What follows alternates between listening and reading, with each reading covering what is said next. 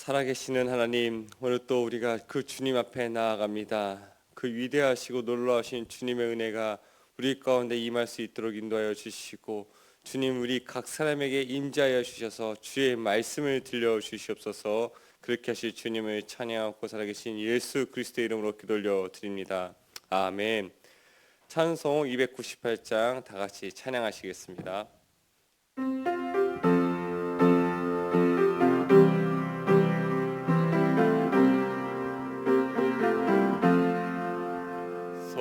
속죄하신 그 세주를 내가 찬송하리라. 내게 자유 주시려고 주가 고난 당했네. 그 신 사랑 찬양하리. 나의 죄 사하려고 십자가에 죽임 당한 나의 주 찬양하리. 고마우신 그 세주를 내가 찬송하리라. 죽음에서 생명으로 나를 인도하셨네.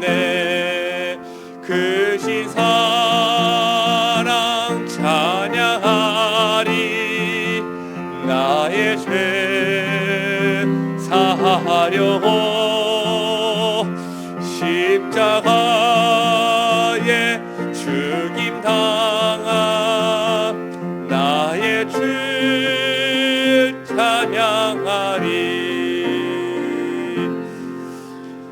기도하시겠습니다. 하나님 감사합니다. 오늘 또 새벽을 깨우며 또한 우리의 마음을 깨우며 주님 앞에 나아가게 하시니 참으로 감사합니다. 우리 안에 굳어있는 모든 딱딱한 것들이 제거되게 하시고 이 시간 성령께서 우리의 마음을 기경하여 주시사 부드러운 마음이 되게 하여 주셔서 주의 말씀을 받아들일 수 있도록 인도하여 주시고, 우리가 받아들인 그 말씀이 30배, 60배, 100배의 결실로 나타나는 것을 우리가 목도하도록 인도하여 주시옵소서. 하나님, 설 명절 중에 있습니다. 하나님, 이 기간 동안에 우리의 참된 쉼과 회복이 있을 수 있도록 인도하여 주시고, 깨어지고 연약한 모든 것들도 아버지 온전케 되는 은혜를 허락하여 주시옵소서. 주님, 우리에게 다시 한번 새로운 기회가 주어졌사오니 다시 한번 새 마음을 품고 2024년도 주님 안에서 승리할 수 있도록 인도하여 주시옵소서. 그렇게 하실 주님을 찬양하고 살아계신 예수 그리스도의 이름으로 기도 올려드립니다. 아멘.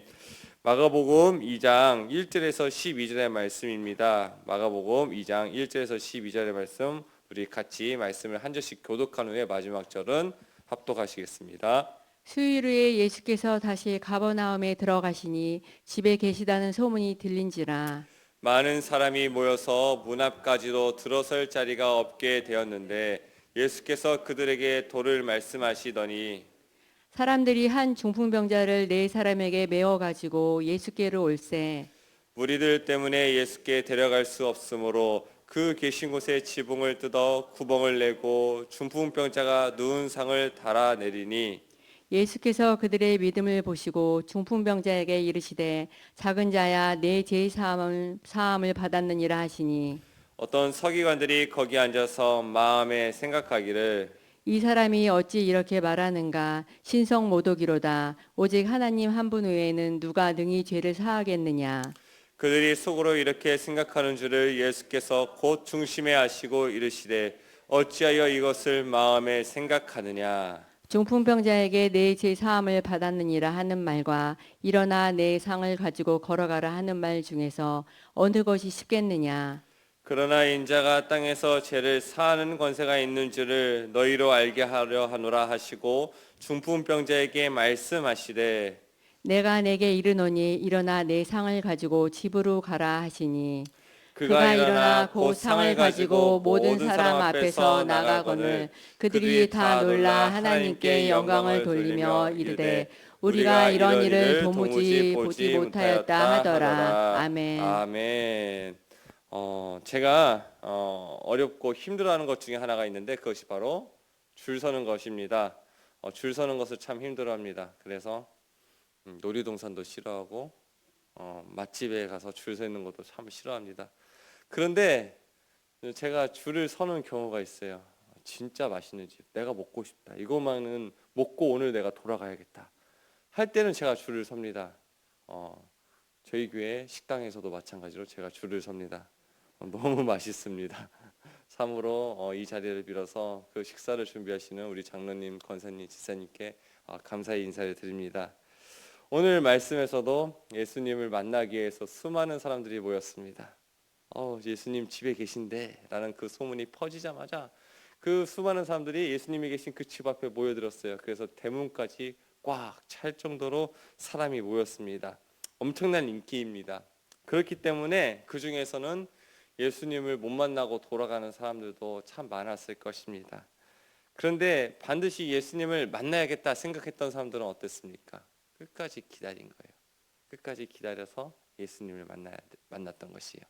그리고 또한 오늘의 말씀처럼 예수님을 반드시 만나야겠다 했던 사람, 심지어 지붕까지 뜯고서 예수님을 만난 사람이 있습니다. 우리 4절의 말씀 한번 읽어볼까요? 시작. 무리들 때문에 예수께 데려갈 수 없으므로 그 계신 곳에 지붕을 뜯어 구멍을 내고 중풍병자가 누운 상을 달아내리니. 아멘. 네, 아멘. 왜 이렇게까지 예수님을 만나려고 하는 겁니까? 왜 이렇게까지 무모한 짓을 벌이는 겁니까? 바로 예수님밖에 답이 없기 때문입니다. 다른 어떤 방법으로 해결할 수 없다는 것이에요. 그런데 예수님을 만나면 반드시 해결된다라는 그 믿음이 있기 때문에 이렇게까지 하는 것이에요. 수많은 사람들이 모여 있었지만은 앞에 가로막은 장벽들이 있었지만은 그 어떻게 해요? 장벽을 뛰어넘는 거예요. 뛰어넘을 수 없으면 어떻게 해요? 그 장벽을 부숴버리는 거예요. 그러면서까지 예수님을 만나기 위해서 몸부림을 치는 것입니다. 어떻겠을까요? 그때 당시 이 지붕을 뜯는다고 생각해봐요. 여기 만약 천장을 뜯고서 누가 내려온다고 생각해 봅니다. 어떨까요? 먼지가 흩날리고 돌도 떨어지고 사람들은 뭐 하는 것이냐고 막 손가락질하고 뭐라고 하지 않았겠습니까? 그런데 어떻게 해요? 사람들이 뭐라고 하든 간에 나를 가로막고 있는 장벽이 무엇이든 간에 그것을 신경 쓰지 않고 오직 주님만을 바라보면서 나아가는 것입니다. 그리고 응답받는 것이에요. 성경엔 이처럼 이렇게 주님을 향한 몸부림을 가지고 끝까지 좌절하지 않고 포기하지 않고 주님을 붙듦으로써 응답받은 사람들의 이야기가 참 많이 나옵니다. 저는 그 응답받은 사람 중에 한 사람이 생각이 나는데 바로 야곱이지요. 야복강가에서 하나님과 씨름을 할 때 그 하나님과의 씨름을 어떻게 합니까? 끝까지 하는 거예요. 하나님께서 응답을 주실 때까지 그 하나님의 붙잡은 그 손을 놓지 않는 것이에요. 밤이 새워도 내 뼈가 부러져서 못 걸어도 계속해서 주님을 붙잡고 놓지 않는 것이에요. 주님께서 그래서 응답을 해주시죠. 그가 간구하는 것보다 그가 기도하는 것보다 더 크게 이루어 주시고 더 놀랍게 갚아주셨죠. 어떻게 해요? 야곱이 이스라엘이 되는 것으로 하나님께서 갚아주셨다는 것이에요. 이렇게 간절함이 있는 자들, 이렇게 갈망함이 있는 자들, 그런 자들의 기도를 하나님께서는 외면하지 않으시고 그 기도하는 것보다 더욱 응답하신다는 것이에요. 그러니 우리는 간절함을 가지고 주님 앞에 나아가야 됩니다. 안 되면 말지. 기도하다 안 되면 다른 방법 찾아봐야겠다가 아니라 오직 주님밖에 이 문제를 해결할 수밖에 없습니다. 라고 그렇게 끈질기게 주님을 붙잡는 자에게 반드시 응답이 있는 것입니다. 우리에게도 이러한 간절함이 회복되길 바랍니다. 상황이 막힌다고 사람들이 나를 바라본다고 사람 시선을 의식하느라고 상황 때문에 그 핑계 대지 말고 우리가 주님만 바라보며 끝까지 주님 손 붙잡고 다 주님의 놀라운 은혜를 경험하기를 축복합니다. 5절의 말씀을 같이 한번 읽습니다. 시작. 예수께서 그들의 믿음을 보시고 중풍병자에게 이르시되 작은 자야 내 제사함을 받았느니라 하시니. 예수님께서 보신 것은 믿음입니다. 그리고 그 믿음은 어떤 믿음입니까? 그들의 믿음입니다. 중풍병자 그 사람 한 사람의 믿음도 아니에요. 중풍병자의 친구들 걔네들 그 사람들의 믿음만도 아니에요. 중풍병자와 그 친구들 그 모두의 믿음을 보시고 하나님께서 응답해 주시는 것입니다. 그렇습니다. 이 중풍병자가 혼자서는 예수님을 만나기 어려워요. 친구들이 있었기 때문에, 친구들이 도와줬기 때문에 주님을 찾아가고 주님을 만날 수 있었던 것이에요. 잠언 4장 12절에서는 이렇게 말합니다. 한 사람이면 패하겠거니와 두 사람이면 맞설 수 있나니 세 겹줄은 쉽게 끊어지지 않느니라. 그쵸. 홀로 감당하기 어려울 때가 많습니다. 혼자서는 쉽게 무너집니다. 혼자는 낭망하기 쉽습니다. 그런데 돕는 자가 있으면 견딜 수가 있는 거예요. 옆에 서 있는 사람 한 사람이 있어주면 버틸 수 있는 것이에요. 새신자들이 교회에 찾아오고 있지요. 계속해서. 그런데 그 새 가족들이 저희 교회 말고 다른 교회에서 새 가족들이 교회에 왔다가 떠나는 이유가 참 많지만은 이 새 가족이 안 떠나는 방법이 있다고 합니다. 인사해 주는 사람 5사람만 있으면 안 떠난다는 거예요. 아는 사람 5만 있으면. 그러니까 이렇게 떠나는 이유가 뭐예요? 교회에 왔는데 외롭다는 거예요. 교회에 왔는데도 아는 사람이 없다는 것이에요. 우리가 이 홀로 있는 사람들에 대해서 다가가는 사람이 되어줘야 됩니다. 인사를 해줘야 됩니다. 5사람만 있으면 그 교회를 안 떠난다고 하는데 인사해주는 5사람이 없어서 이렇게 외로움을 느끼고 떠난다고 하지요. 주님께서 우리에게 교회를 허락하시고 공동체를 허락하신 것 무엇일까요? 신앙생활 잘하라고 주신 것이죠. 그 신앙생활 중에 무엇이 들어갈까요? 성도와의 교제도 들어가는 것이에요. 연약한 자가 있다면, 홀로 지내는 자가 있다면, 외로워하는 자가 있다면 그들을 찾아가서 같이 도와주는 것이에요. 그 공동체를 같이 일으켜 세워가라는 것입니다. 아픈 사람을 병원에 데리고 가는 일 참 쉽지 않습니다. 특히 대학병원 같은 데 가려고 하면 너무나 번거롭더라고요. 예약도 해야 되고 예약한다고 해서 바로 그 시간에 진료 봐주는 것도 아니고 오랜 시간 기다려야 되고 돈도 많이 들고 시간도 많이 들고 참 피곤합니다. 그래야 그렇게 그 육신이 고침을 받고 그렇죠. 근데 이렇게 육체를 고치는 일에도 많은 수고와 노력이 드는데 영혼을 살리는 일에는 얼마나 더 많은 수고와 헌신이 들어가겠습니까? 그렇죠. 우리 중풍병자를 도왔던 친구들처럼 이렇게 헌신하고 수고해야 됩니다. 더 많은 어려움이 들어가는 것이죠. 인내와 끈기가 필요한 것이죠. 그런데 그 영혼이 고침받을 때 누릴 수 있는 기쁨은 얼마나 큰지 모릅니다. 한 사람이 온전한 사람으로 거듭날 때 누릴 수 있는 우리의 영혼의 만족감은 이루 말할 수 없는 것이죠. 그리고 무엇보다도 주님이 그것을 기뻐하신다는 것이에요. 주님께서 그것을 칭찬하신다는 것이에요. 그렇게 한 사람을 세워주고 그 사람이 온전해지고 공동체가 그 사람을 위해서 중보하는 그 모습을 보면서 믿음이 크도다. 주님께서 이렇게 칭찬해 주시는 것입니다. 그렇게 우리 가운데 이러한 믿음이 있길 바라요. 혼자 서는 믿음이 아니라 같이 서는 믿음.